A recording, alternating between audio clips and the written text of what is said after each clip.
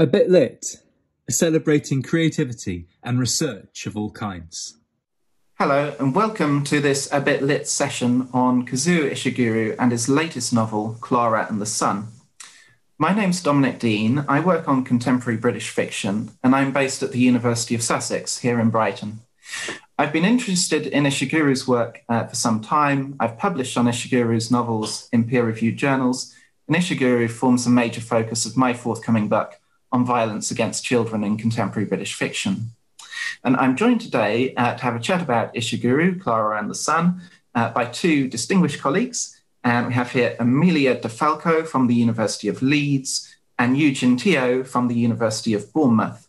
And Amelia, could I ask you to introduce yourself first? Of course. So yes, my name is Amelia DeFalco.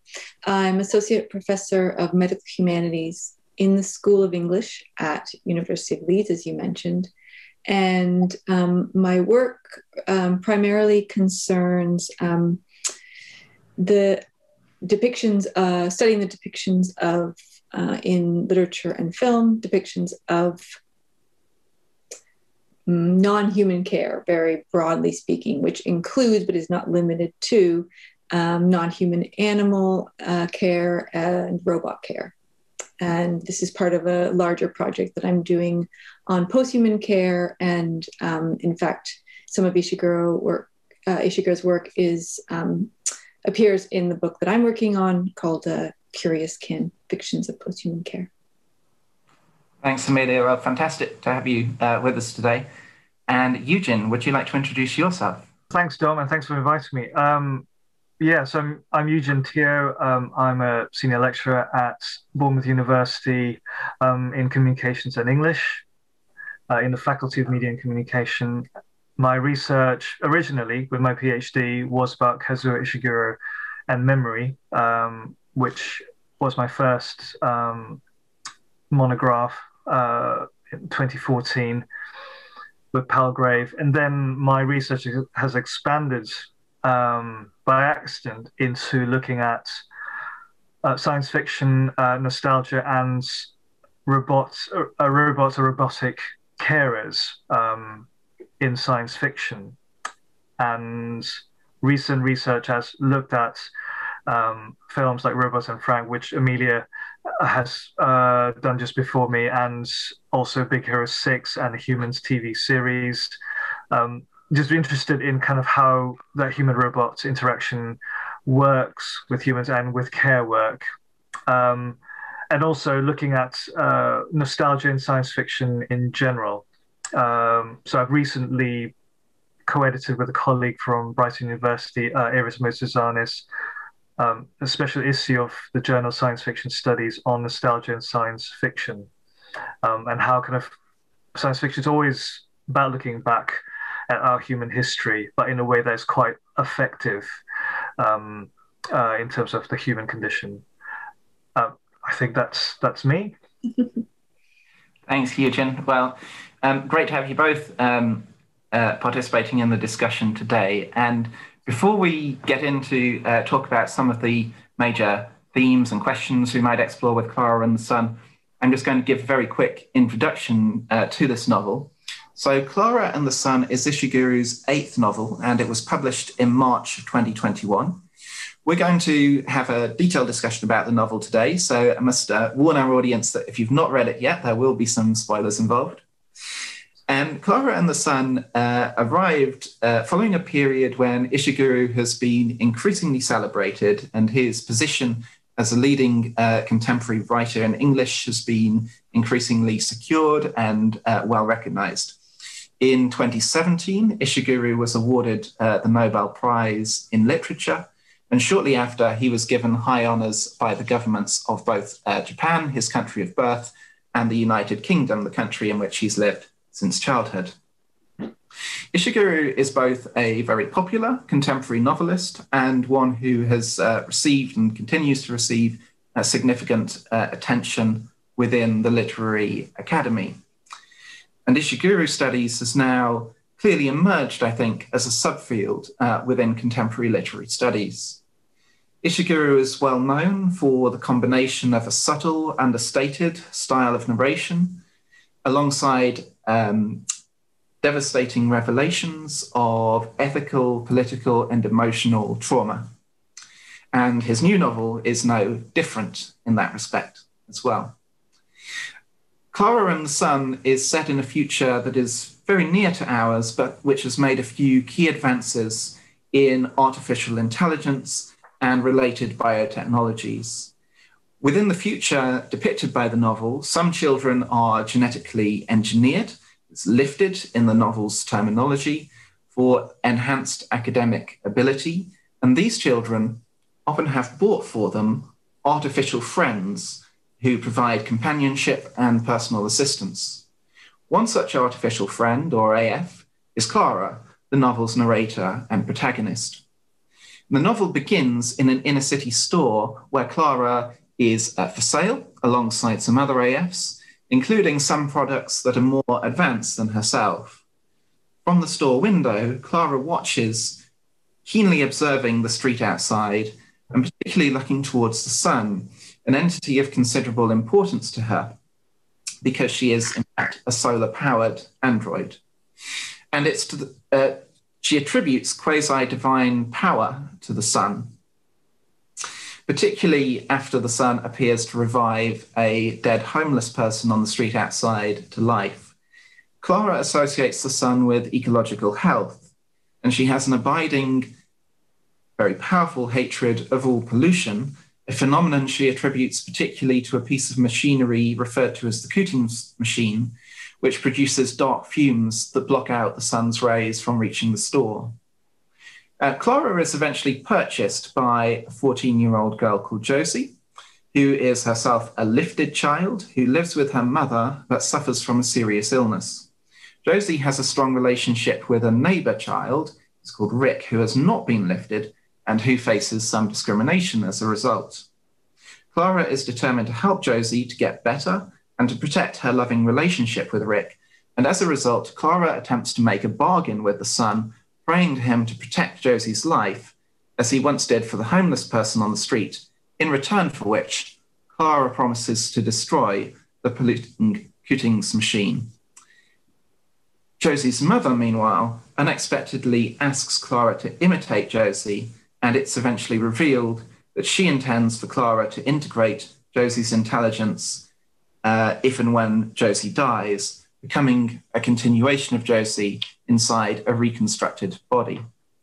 And the novel is a multi-layered and, for Ishiguro, typically subtle reflection on issues of the status of the human and the relationship between the human and ecology, technology, and ethics in a rapidly changing world and within the intimate circumstances of lived experience. So that's a very quick summary introduction to Klara and the Sun. And now we're going to have a chat and pick some of those issues and share our reflections on the novel in a bit more detail. And first off, I wonder, Amelia and Yugin, whether we could have a think about how far Klara and the Sun echoes, continues some of the themes and ideas and even the tone of Ishiguro's previous work, and how it diverges from that previous work as well, and what also seems new about it. Yugin, would you like to start perhaps with some reflections on that? I think there are similarities as well as differences. Stylistically, I think a lot of Ishiguro fans and readers would be very familiar with his first-person narration, how a lot of the characters begin the novels. Like in An Untitled Floating World or in The Remains of Day, where the protagonist almost expects you to know them intimately, to almost be maybe even part of the industry that they're in, and to draw you, and Ishiguro draws you into narrative that way. It's almost a conspiratorial aside. You know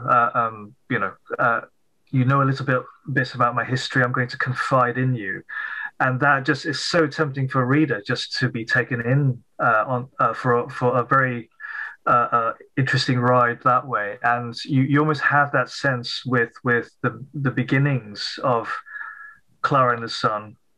But I think what's different here is, and some people have said, and I think Amelia, you get a sense of that as well, that there is a bit of a distance with the Klara character, which I think you also get with Kathy H and Never Let Me Go. And I suspect this is also deliberate on Ishiguro's part, because these are non-human kind of storytellers, non-human narrators in these novels.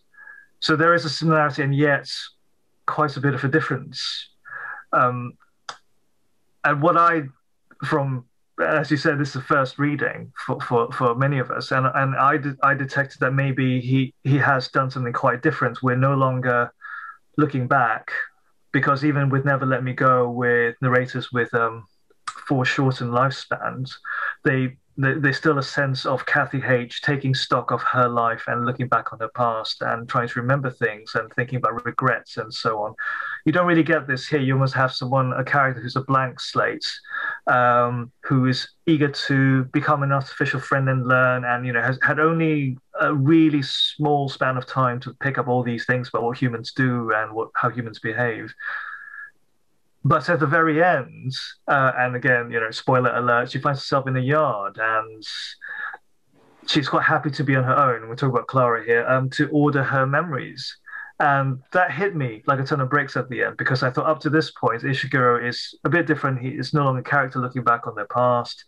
And there you have a character who's absolutely really wanting to go back and reorder their memories, like you would have a photo album, just kind of reorder all the photographs, and just want some space and time to do that. And it struck me as a very human thing to want to do.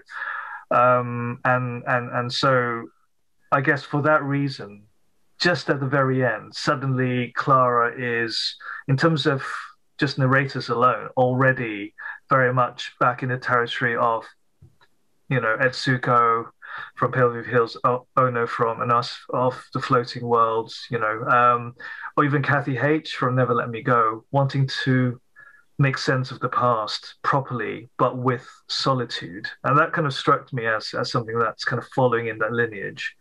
So in typical Ishiguro fashion, I got deceived at the start and, came back to hit me at the end. Thanks, Yugin. And Amelia, I wonder whether you have similar reactions in terms of the relationship to Ishiguro's previous work, or did you think a little bit differently about that? Or are there points that Yugin's made that you'd like to follow up on at all, just on this issue of the relationship between Klara and the Sun and Ishiguro's earlier work? Well, I'm really glad to hear Yugin's take on it, because I don't have the knowledge of Ishiguro's work that he does.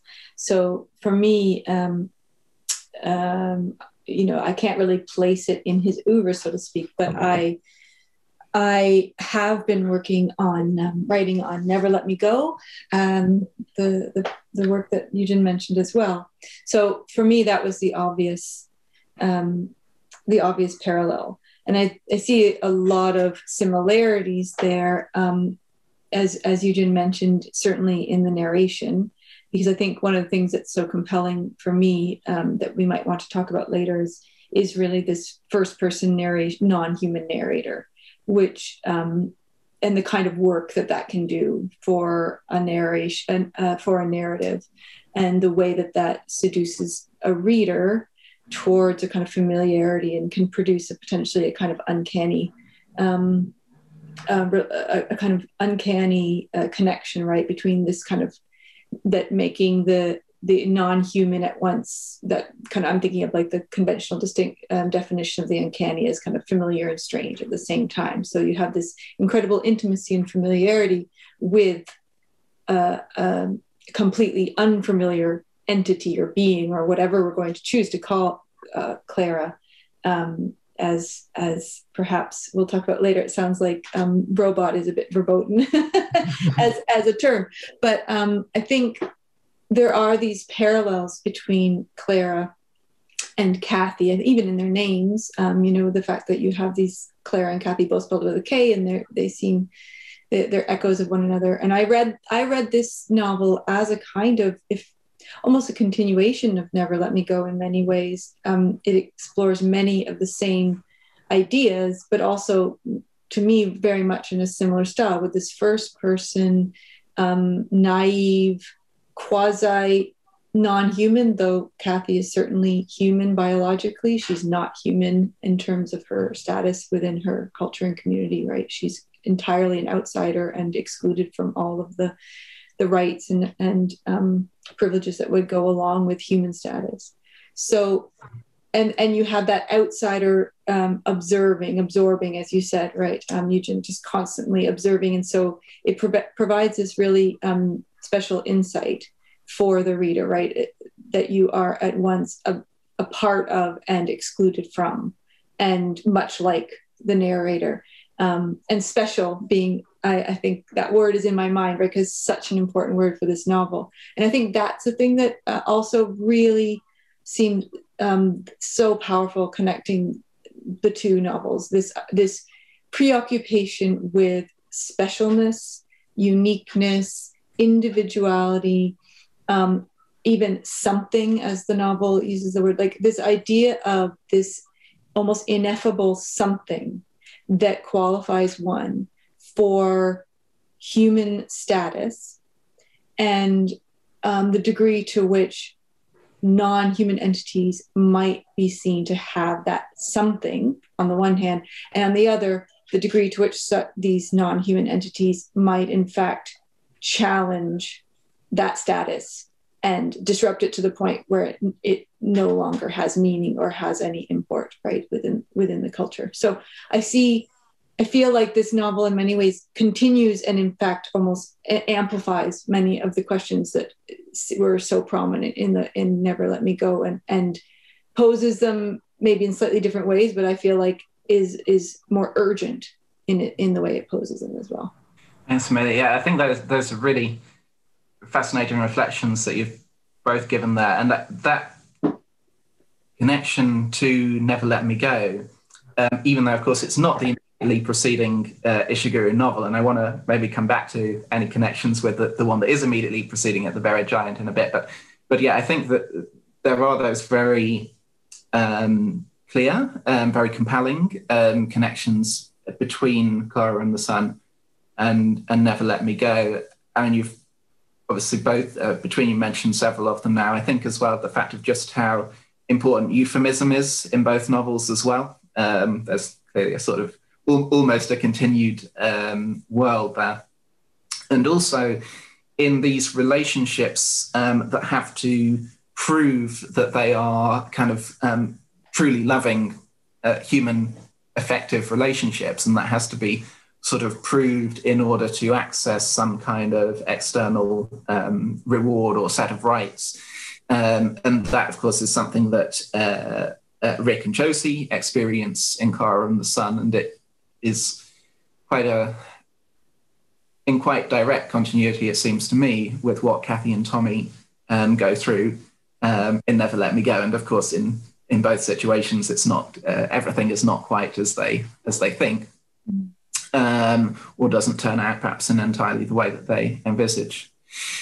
I was also interested, in terms of echoes to Ishiguro's previous work, going right back to the start of Ishiguro's career, and A Pale View of Hills, of course, is his first novel back in 1982, where you again have a very somewhat compromised narrator. And again, a narrator who is very much whose narration is very uncanny, just to pick up on a word that you used, Amelia, and that uncanniness of the narration is something that seems to be continued right throughout Ishiguro's career. And even that sort of something that qualifies you for human status, obviously A Pale View of Hills is not interested in the post-human in the same way or with the same set of terminology that we get at these much more recent points in Ishiguro's career. But there is still a focus on what's a very racialized essentialism that kind of equates to human status, certainly in terms of the rights that one can access through it. that comes up already in the A Pale View of Hills, and its sort of look back towards mid-20th century fascisms as well. So lots of echoes to Ishiguro's earlier career there. I just wondered, as I mentioned, of course, the immediately preceding Ishiguro novel is The Buried Giant, which was notoriously something of an apparent, at least, genre departure for Ishiguro.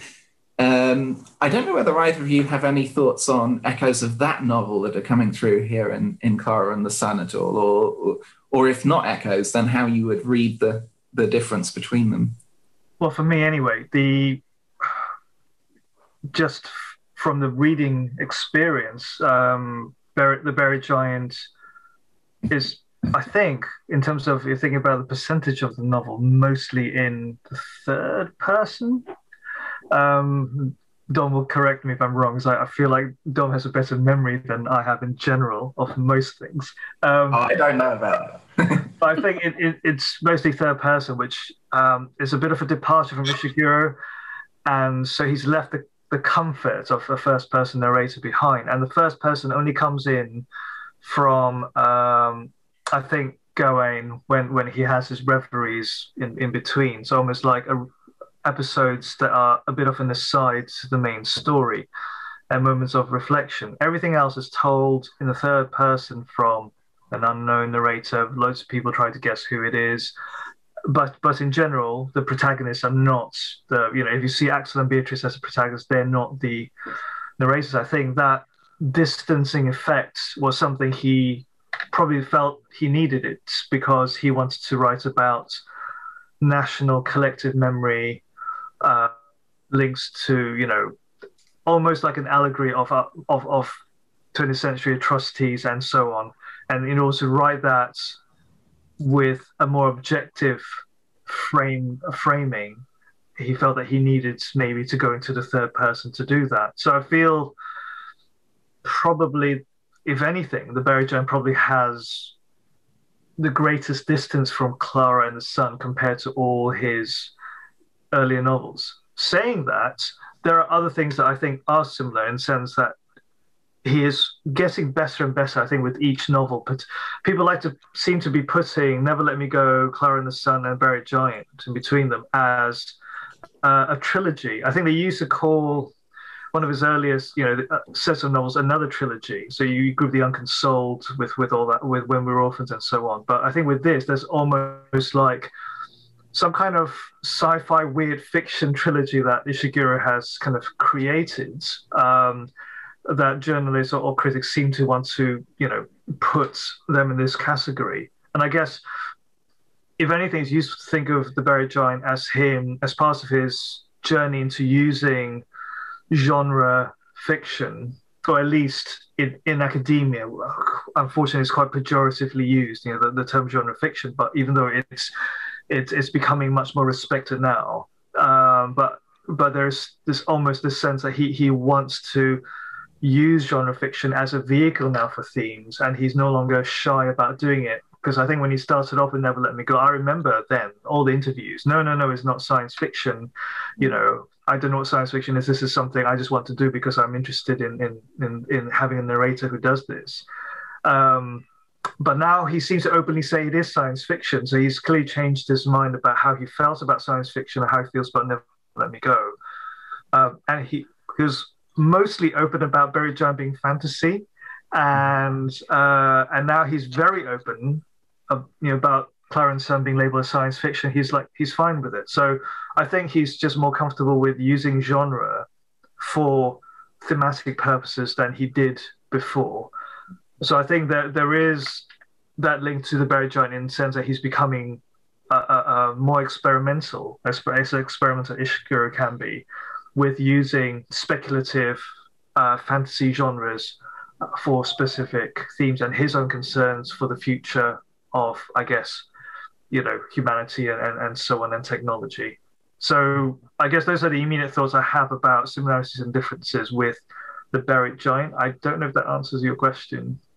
Yeah, I think it does, absolutely. And it's interesting to reflect on that confidence that Ishiguro has is showing now. And perhaps it goes back even to the point in my intro about the fact that even since Never Let Me Go came out, and of course he was already a very established author at that point, but he has had several really quite major honors since then. So he is very much in the kind of nothing left to prove sort of it's now, I would think. So maybe there's confidence. I think you've got a point there, yeah. Yeah. Perhaps I just staying a little bit with the echoes of Never Let Me Go, was there are those very close echoes as we've discussed, but at the same time, Never Let Me Go came out in 2005, we're now in 2021, and a great deal has changed about the world in between those 2 points, it seems one could argue, in all kinds of ways. Obviously, we had the financial crisis at the end of the 2000s. We've had major migration crises around the world, other kinds of conflicts. We've had greater awareness, but also problems with dealing with the existential threat of climate change. And now, of course, we have the COVID-19 pandemic, which would have overshadowed, I guess, the final phases of Ishiguro's writing of this novel.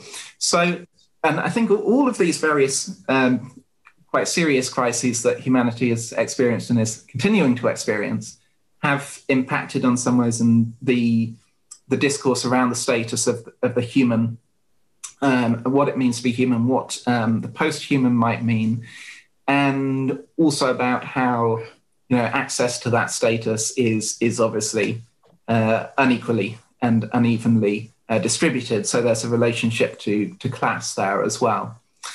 So Amelia, perhaps I could come back to you. Do you have any thoughts on those relationships between sort of human status and class status, and how that perhaps reflects the world as it's developed in the past decade or so, as it's coming through here in Klara and the Sun? Just a small question. Just a small one. Well, I mean, I absolutely see your point, Dom, about these major upheavals and changes, but at the same time, I feel like I guess I see more parallels between the perspectives in that novel, The Never Let Me Go, and this current novel than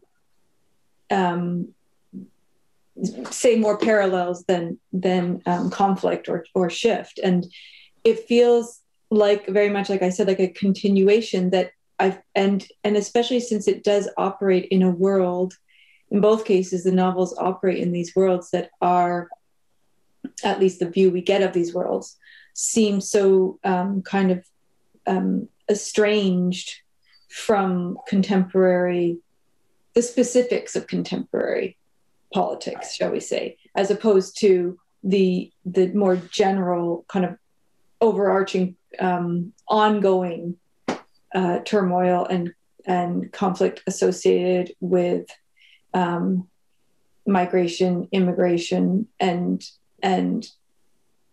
tyranny, basically. But I feel like there's not, I can't see myself and also, as I say, I'm not an Ishiguro scholar in any sense, not remotely. So I can't see any kind of stark break or division between these that I don't know his work well enough, but I feel like there's an ongoing inquiry into, as I say, into this, into status. I'm not, I'm speaking here of status, human status or non-human status, or kind of ontological status, right, is what I'm talking about. That is maybe more exaggerated at this point. Maybe there's a more of a sounding of an alarm in this text, as opposed to in Never Let Me Go, as dire as a situation that novel is. It feels like some of the concerns of not the previous novel, but the previous text that we mentioned are made more explicit, brought to the fore in ways that were maybe more latent in Never Let Me Go. And I'm just thinking of, I mean, obviously there's so much to do with the human status and what the privileges afforded the human, and the way that obviously any being, any entity, any matter that is not part of that category is, when it comes down to it, fundamentally disposable, right? And available for use and then for disposal. And I think it feels like as much a comment on capitalism as it does on any particular kind of political regime or political occurrence. But I feel like in this case, in that novel, you have these literal copies. I mean, these entities that are copies, and so then as a result can be treated, are fundamentally illegitimate in some way, right? They don't have that human status that allows them to be basically valuable, right? Valuable in terms of their value, a kind of intrinsic value, shall we say. They have a utilitarian value. Whereas, and then in this case, I feel like that's ongoing. But in both cases, you have a narrator who seems blithely unaware, right, of the larger repercussions of these kind of hierarchy, and accepting this naive acceptance that I think so many people find, if not confusing, even confounding. Having taught Never Let Me Go a number of times, students express such frustration at the complete acquiescence, right, that the characters seem to undergo. So, I mean, I know I'm actually moving really away from your question, partly because I think I don't have a strong sense of how this novel speaks to specific kind of shifts, as opposed to more as I see it more as a response to a larger historical and sociopolitical narrative around let's say, increasing, but always there, inscription of value and disposability, and the way that populations are deemed, expendable. And that feels like it's this ongoing attention to that, and that we see happening constantly. COVID, like everything, just like this further accentuating and exaggeration of these inequalities, which I think Yugin and I were speaking about earlier, the way that he uses biotech as well, to basically further those technological innovations just further accentuate and illuminate existing inequalities, right? That they are become a kind of lens for viewing our existing social and political structures. I'm not sure if that fully answers. That's my wide-ranging, meandering response. But yeah. I mean, I think that's a really helpful summary of this Ishiguro's cumulative project. Really, it's a project that does develop with every novel. So I completely agree with your mapping of that project, and the fact that it is always looking towards a larger canvas than just than any kind of direct parallels with particular recent developments in the political or social world, or indeed even the world of technology. I think there are other arguments that one can make about those parallels, as well, that there are some more specific engagements with particular pieces of history in the novels, but and perhaps we can come back to some of those later. But I think overall it's absolutely true that there is that. One thing I would say is, like, I guess I get a sense of like I mentioned, there is that amplification that I mentioned. The fact that the novel uses the word fascism, I feel like is quite notable in a way that like even the inclusion of that term seems very. It really, really struck me. It struck me as an indictment in a way that I feel like the rest of the novel tends to shy away from. Like it actually is this moment of exposure, because I feel like there is a way that we are kind of seduced into kind of this kind of ethical ambiguity, and whereas when we're reminded of the specifics, like, you know, of fascism there, and that someone, I mean, having that come from a character, I think draws attention maybe in a new way, and maybe in a way that responds more directly to the moment. But I think, like I say, both you and Yugin know this authorial landscape so much better than me. I'm super eager to hear your thoughts on it. I really like your point about the word fascism there, and my thought, I was just wondering when you made that point, whether this is in fact the first time that the word fascism comes up in Ishiguro. I don't know, there may be previous occasions. One particular novel that would be interesting to look at, to search for the word fascism, of course, would be The Remains of the Day, because I'm not sure that the word is used. Eugene, I can't remember either. You know, the word appeasement turned up a lot. Yeah. Hitler and probably Nazis, but, you know, I guess that's probably enough without having to say fascism. Yeah. Whether or not it's the first time the word fascism is used in all of Ishiguro's... I wouldn't claim that. It's very rare. certainly it's very rare. So I think it's a really interesting observation about that word. Just to continue with the points around human status and so on, and how Ishiguro sort of always returns to that in different, you know, just sometimes slightly adjusted contexts throughout his novels. Again, I'll just go back really quickly to his very first novel, A Pale View of Hills, which I apologize for doing again. It's sort of my personal favorite of Ishiguro's novels, so I tend to go back to it a lot. But that issue of human status and the disposability, which you were discussing, Amelia, of whatever is deemed to be non-human or kind of at least approximate to the non-human, it comes up in a really subtle way, even from that very first novel, where there's a sort of parallel of imagery that's drawn between the drowning of a child and the drowning of some kittens. And the drowning of the kittens is justified in the moment by the fact that the kittens are non-human. They're just kind of, you know, little animals, just the same as rats. So, you know, if we want to dispose of them, we can.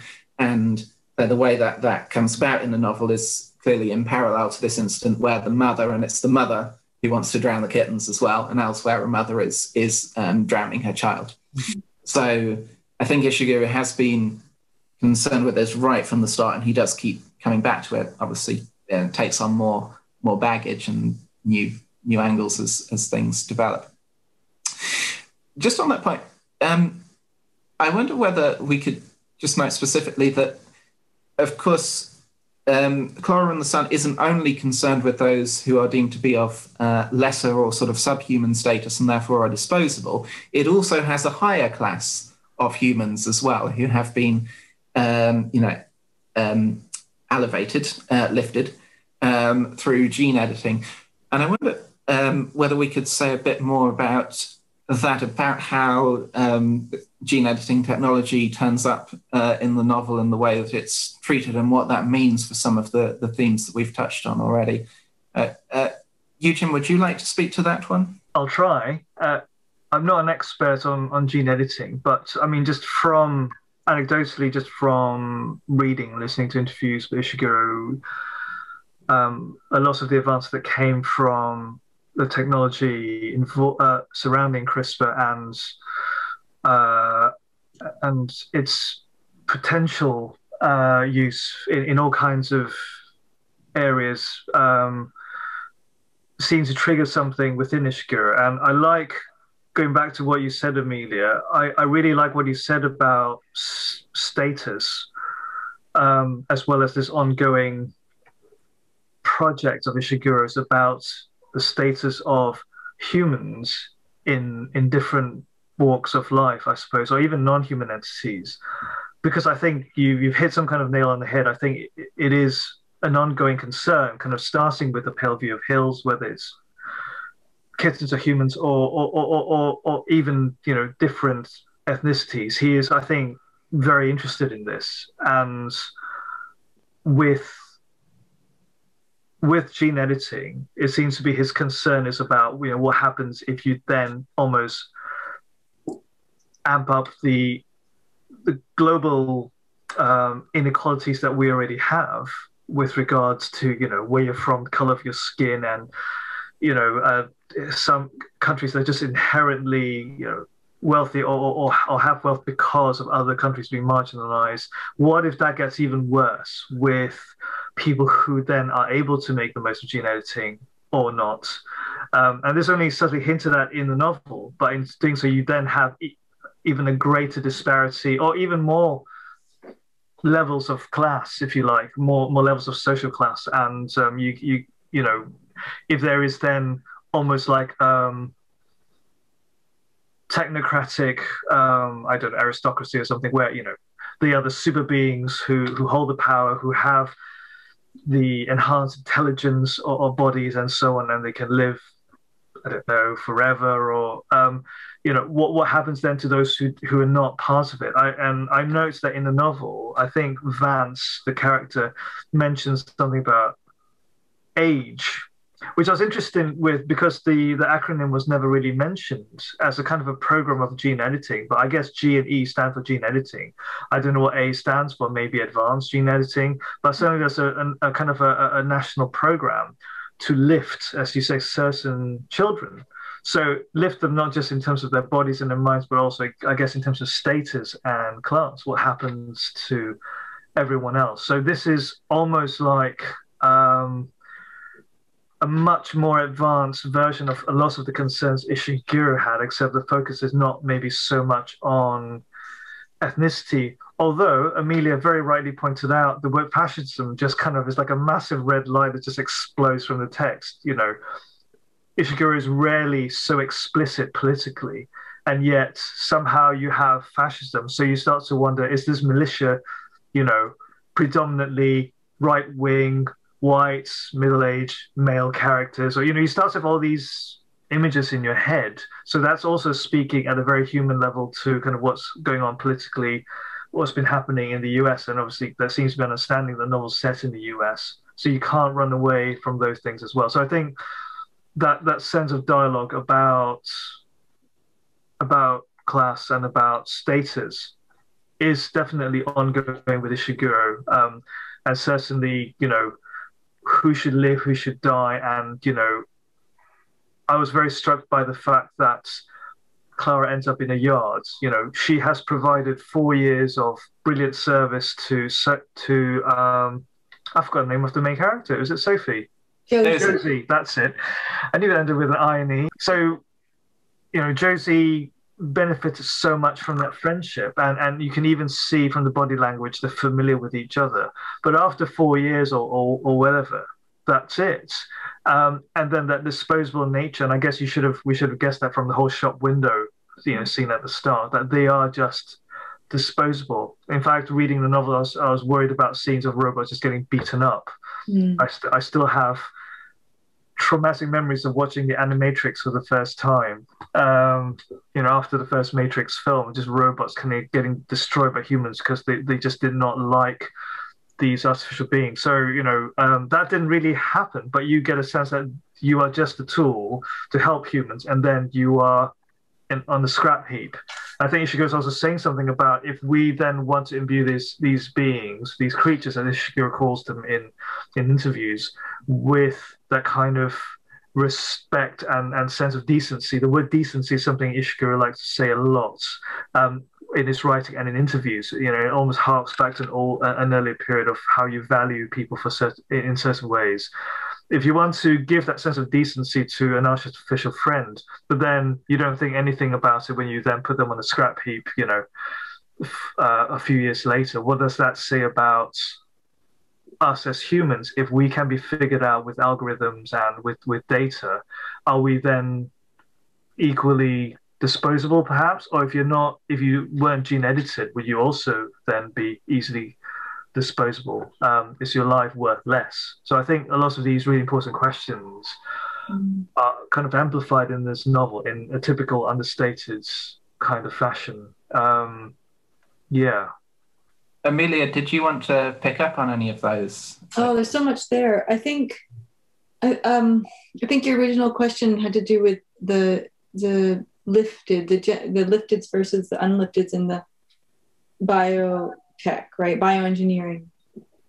And then, I mean, it gets to all those comments that Yugin had and the questions around that he raised. So I feel like there's a lot of ways to go with it. I mean, one thing that occurred to me is the degree to which the biotech, this genetic engineering, is a reminder of the already muddied distinctions between the human and the non-human, like the tech and the human, right? That the fact that the human characters have already been technoized, right? They have been edited, potentially, in fact, the most so-called successful, that's the term that they use, humans are technologically modified, right? So I think I feel like again and again, the novel as very deceptively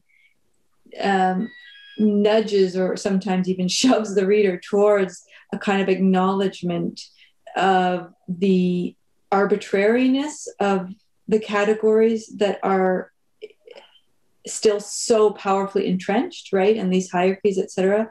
So exposing the arbitrariness of them and the not just the arbitrariness, but the randomness and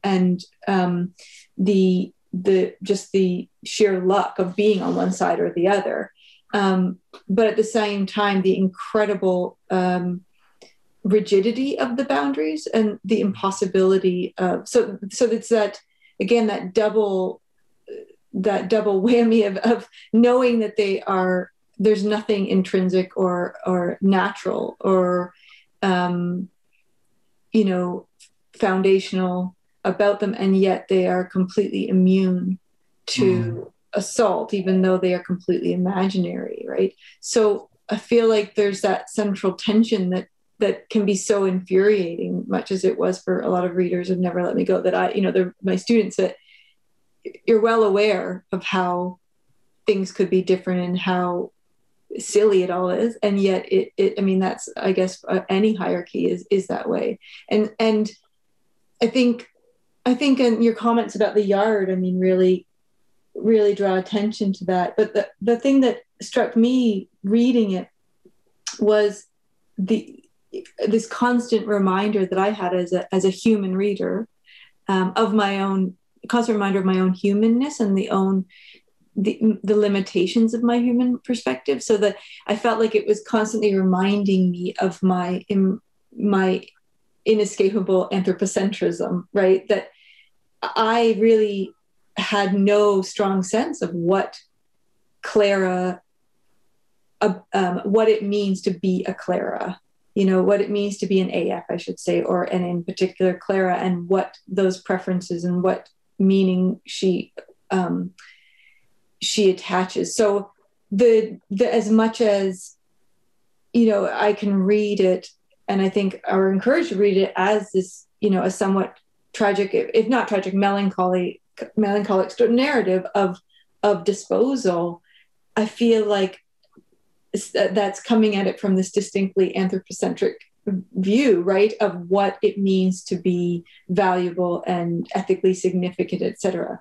But certainly I feel like that's what the novel was challenging me constantly to kind of reevaluate how I come to these assumptions that I go into the novel having, and the way that they are supported and and undermined, often at the same time, by many of the, not only the events of the novel, but the narration, the narrator, the narrative style. So I feel like it's a novel full of questions, actual questions, not just raises questions, but there are, characters are constantly asking questions of Klara. And I found myself often wondering, the degree of irony with which those questions are posed, or sincerity, and to what degree this is a question I had for both of you, like, to what degree do we read this, or do you read it as a distinctly post-humanist novel, or a humanist novel kind of in posthumanist clothing, or maybe both at the same time? And to what degree do we take seriously, Mr. Paul, the father's questions about the human heart that have been, I was just looking at my copy, like, are obviously quite prominent, is used for promotional, his question about the human heart, right? This incredible, this falling back on these tropes around human specialness as being intrinsic and based in, this simultaneous poetic and material understanding of the human and the heart as being crucial to that.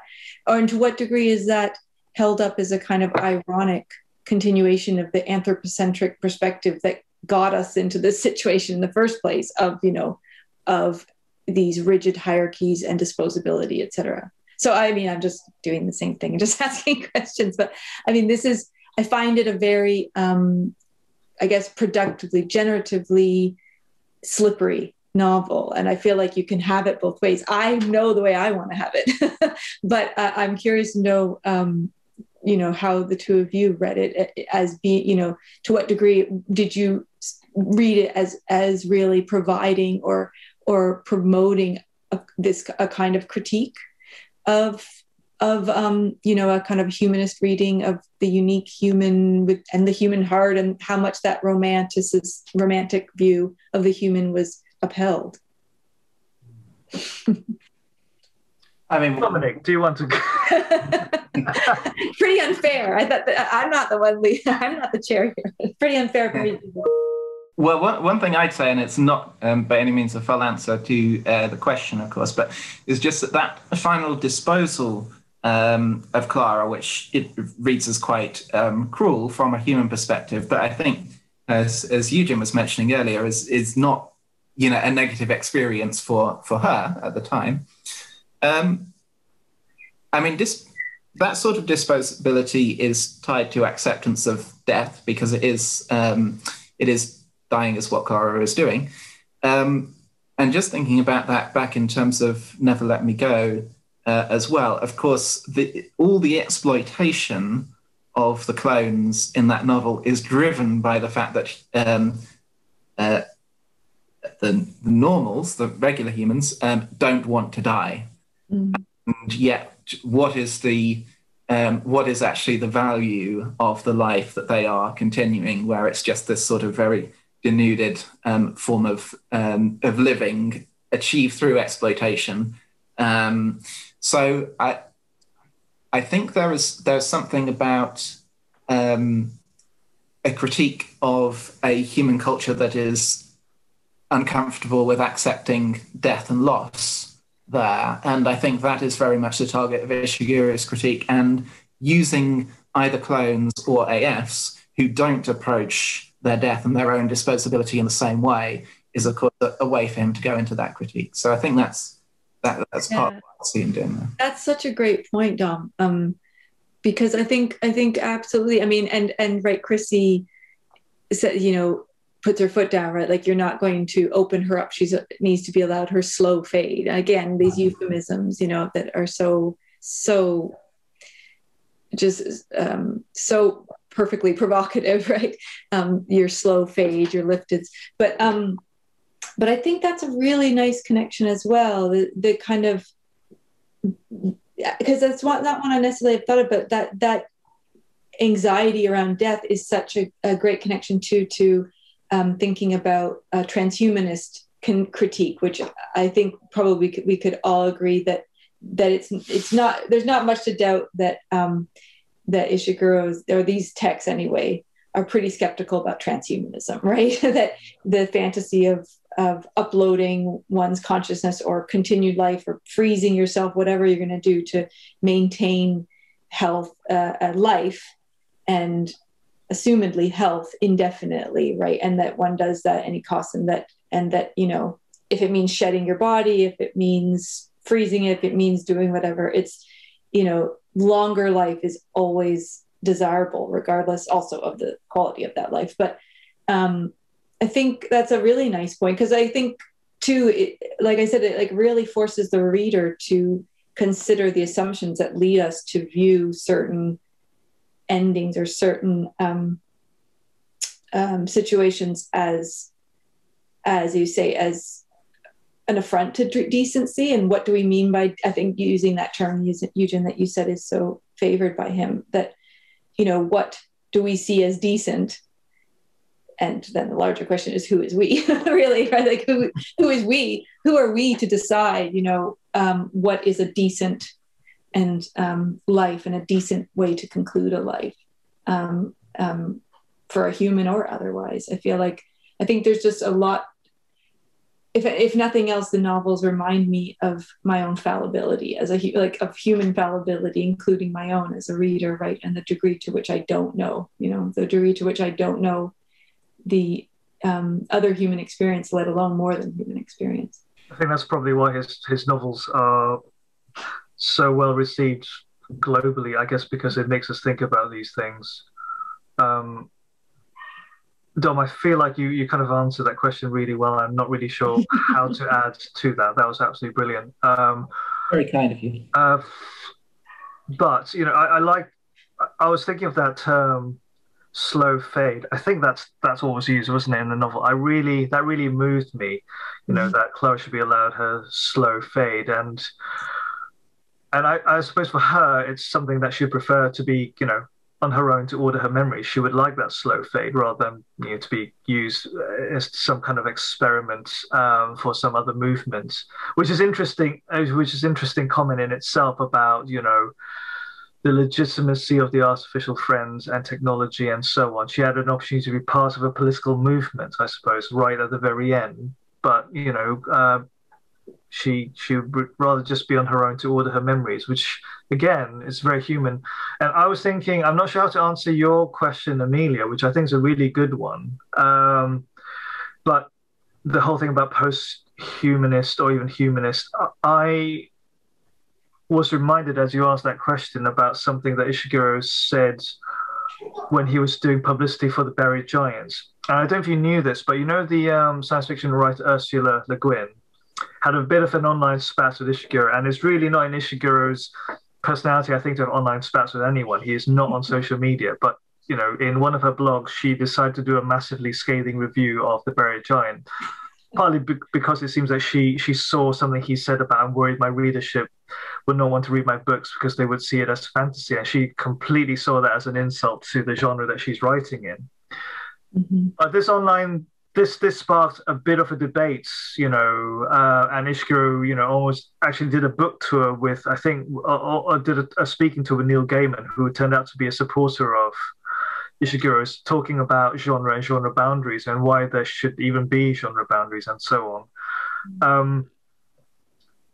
But during the time he was doing publicity, I remember he said, as part of this controversy, and his answer to it is, look, if people are asking me, because I think there are pixies and fairies in the novel, he said, if people ask me, I am on the side of the ogres, the dragons, the pixies, the fairies, i.e., I have no problem with genre. I fully respect the people who write genre fiction, and I'm not an expert on all these kinds of mythical characters, but I fully respect them, these characters. So, and that for me was a bit of a hint that he has no problem with magical characters, speculative characters, and so he does not see them in a pejorative sense. And I realize he treats them the way he does his other characters. And in various things he has said about his writing, and even in recent interviews for Klara and the Sun, he has actually said that he interviews his protagonists and his narrators, and he says, it is not, whether he came up with Kathy or with Klara, or his decision to go with a clone or a robot. It's not because he specifically, made that conscious decision. I mean, obviously we can dispute that, but he does say he interviews different potential narrators. And with An Artist of Floating Worlds, you'd be interested in this, Dominic, he said in a recent, one of the kind of many talks for Klara and Son, he said he tried a completely different character in Artist of Floating World, but it failed within the first few moments of writing, and he realized you're not working out as a narrator protagonist, I'm ditching you and I'm going with someone else. Eventually he came up with Ono, which worked much better. So he does say he interviews fictional narrators, and Klara was just a perfect vehicle for the story he wanted to tell. So I think that also says a lot about the way he views life in some ways, even if it's fictional life. So I think perhaps more post-human than humanist. I think he was very, again, from what he said before, he's very skeptical about the way corporations have the money to make all the big decisions, maybe unchecked, about AI, about gene editing, which he's not against technology and he's excited about the future, but he's also worried that we're not having the conversations about some of the problems and dangers, inequalities that they are generating. And I think in many ways he is with the pixies, the fairies, he is with the artificial friends and robots. Maybe he doesn't see that much of a difference after all between them and us, if you like. For them, maybe he just sees life and decency. I don't know. But I think there's certainly that consistency in his writing where he views them with, he writes these characters with compassion, whether they are human or they're not. And I think that in itself is quite interesting. So which is why I think maybe, Amelia, to answer your question, maybe more post-human than humanist, I suppose. Just my 2 pence, I guess. We're actually almost out of time for today's episode, I'm afraid. It's been an absolutely fascinating discussion so far. Maybe just as a final closing question, just for short answers, if I may. I alluded in my intro to how sort of increasingly secured Ishiguro's status within contemporary fiction has become. Do we think that this novel, Klara and the Sun, is going to continue to secure that status? And if so, would either of you like to offer any final thoughts on why? Well, maybe I'll say something because I think Yugin deserves the final thought on this, because I can't, like I say, I keep saying the caveat, like I'm not an Ishiguro scholar. So, I mean, if I have anything to do with it, absolutely, because I think for my purposes, for my selfish, scholarly interests, I mean, it's absolutely spot on. I mean, I think it's incredibly, I mean, I have no desire in ranking the novel or judging it in terms of its literary quality, because that's just, that's such an impossible task, right? But I think in terms of this ongoing investigation into what it means to be a human, and also what it means to be a person in a related way, and I guess even more fundamentally what it means to have ethical significance, and who gets to decide what counts, who counts, what counts, what matters, and it's, I think that's the kind of story that I find the most pressing right now, I guess, maybe at all times, but it feels like more so now than ever. And so this kind of work, I think, does that in such a brilliant way. I mean, part of certainly it was a leading question about the human versus the humanist, post-humanist, but I do think there's something that's going on here with questioning this, this poetic, romantic idea of the special, unique human being that really furthers a kind of post-humanist agenda of decentering the human, thinking about other modes of being and knowing, being in the world, knowing the world and its inhabitants, that I find really inspiring, as much as they're often come to not the greatest ends, but inspiring for thinking further, about thinking beyond a kind of really narrow anthropocentric idea of what it might mean to be, to exist. And any kind of text that starts a gesture towards that, I find so exciting. I can't imagine why it wouldn't be an important, significant, meaningful work that would continue his reputation. And Yugin, do you want to give any final thoughts on that? I think Amelia should have gone last. I think that was absolutely amazing. I think I completely agree with everything you said. And I think those are exactly the reasons why it's important. It's that ongoing conversation that about us and our status, I think, and the status of life, which I think is really something he's been, really concerned about. I take your point, Amelia, about that quote at the back of the book. It's not who you think it'll come from, but he is interested in things like human relationships and what it means to remember or love someone, and this very much, is probably the key theme in this novel. I've got a very kind of like personal connection with The Buried Giant, so I guess I'm unusual in that being one of my favorite all-time Ishiguro novels. But I think this, in many ways, just at 300 pages,